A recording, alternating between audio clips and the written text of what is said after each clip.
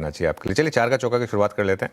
4 trades आपके लिए आएंगी। सबसे पहले हम लेंगे सस्ता ऑप्शन ट्रेड प्रशांत जी की तरफ से, उसके बाद राजेश जी के पास चलेंगे एफएनओ सुपरस्टार के लिए, फिर चलेंगे चंदन जी के पास चार्ट का चमत्कार ट्रेड के लिए, और मिड कैप फंड आप पिक करेंगे मयूरेश जोशी जी। प्रशांत जी बताइए आपका सस्ता ऑप्शन।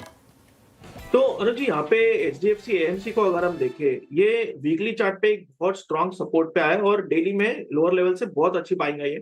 यहाँ मैं एक मोमेंटम एक्सपेक्ट कर रहा हूँ। तो इसकी जो 5,550 550 स्ट्राइक प्राइस की जो कॉल ऑप्शन करीबन 130 पे ट्रेड करिए। यहाँ 95 का स्टॉप लॉस लगा के बाय करने की सलाह होगी। और जो टारगेट मैं एक्सपेक्ट कर रहा हूँ वो 195 से लेके 215 टारगेट 2। HDFC AMC 5,550 का कॉल लेना है और आपको शानदार रैलीज पूरे स्पेस में देखने को मिल रही है। एफएनओ सुपरस्टार के लिए राजेश सातपुते जी के पास चलते हैं। राजेश जी बताइए आपका एफएनओ सुपरस्टार। श्रेया जी देखिए, मेरी नजर है प्राइवेट सेक्टर बैंकिंग पे, तो उसमें से मेरा पिक रहेगा कोटक बैंक। एक बेहतरीन पिक है, स्ट्रॉन्ग काउंटर है। कल का इसका चार्ट अच्छा था, आज यहाँ पे फॉलो थ्रू मिल रहा है इनिशियल प्रॉफिट टेकिंग के बाद। 2160 ये करंट प्राइस है, तो हम बाय करेंगे कोटक बैंक इन फ्यूचर 2147। ये दिन का लो है, बस वही स्टॉप लॉस हम रखेंगे और इस स्विंग का टारगेट होगा करीबन 2200-2210 का कोटक बैंक। ओके, सुपरस्टार के बाद चलते हैं चमत्कार की तरफ और ये करेंगे चंदन जी। चंदन जी क्या पिक कर रहे हैं आप चार्ट्स पे? बिल्कुल, देखिए कहीं ना कहीं डिफेंस रिलेटेड थीम और या फिर सेलेक्टिव सीबीएसई काउंटर जैसी थीम पे यहाँ पे मोमेंटम देखने को मिल रहा है और मेरा फोकस रहेगा यहाँ पे बीएमएल पे।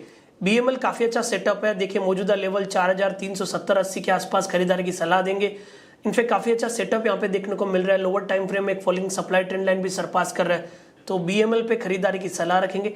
4,300 के सपोर्ट से 4,500 तक के मोमेंटम इस काउंटर में आपको दिखने चाहिए। ओके, बीएमएल मयूरेश जी आप क्या पिक कर रहे हैं बताइए मिड कैप फंडा में।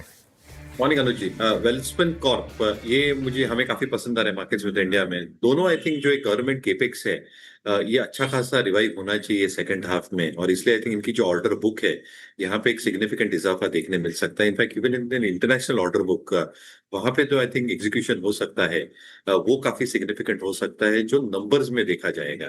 दूसरा आई थिंक जो मार्जिन परफॉर्मेंस है दोनों बिजनेसेस का, I think that should show significant improvement as well. और इसलिए हमें लगता है आई थिंक जैसे टॉप लाइन बढ़ेगी in a very good manner, I think margin expansion होगा, बॉटम लाइन ग्रोथ या प्रॉफिटेबल ग्रोथ काफी सिग्निफिकेंट हो सकता है। इनका जो सिंटेक्स का कारोबार है, I think they are expanding beyond storage tanks, और इसलिए आई थिंक जो एड्रेसेबल मार्केट साइज है, जो नए प्रोडक्ट्स इंट्रोड्यूस कर रहे हैं वैल्यू एडेड प्रोडक्ट्स, ये मार्जिन को और भी सपोर्टिव करेंगे। From a balance sheet perspective net cash है बैलेंस शीट के ऊपर, और इसलिए आई थिंक जो भी आई थिंक केपेक्स रिक्वायरमेंट्स रहती है, a large part of that is from internal approvals, और इसलिए रिटर्न रेशियोज में एक सिग्निफिकेंट इजाफा देखा जा सकता है अगले 2 या 3 वर्षों में।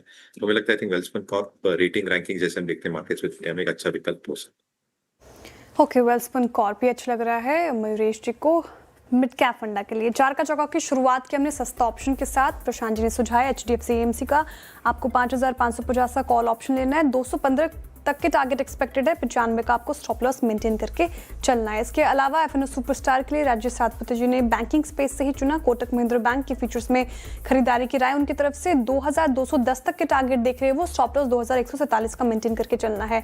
चार्ट का चमत्कार के लिए चंदन तापड़िया जी ने चुना BEML। 4,500 तक के टारगेट एक्सपेक्टेड है। 4,300 का आप स्टॉप लॉस मेंटेन करके चलिए। मिड कैप फंडा के लिए पसंद आ रहा है वेल्सपन कॉर्प मयूरेश जोशी जी को। यहाँ पे खरीदारी की राय लंबी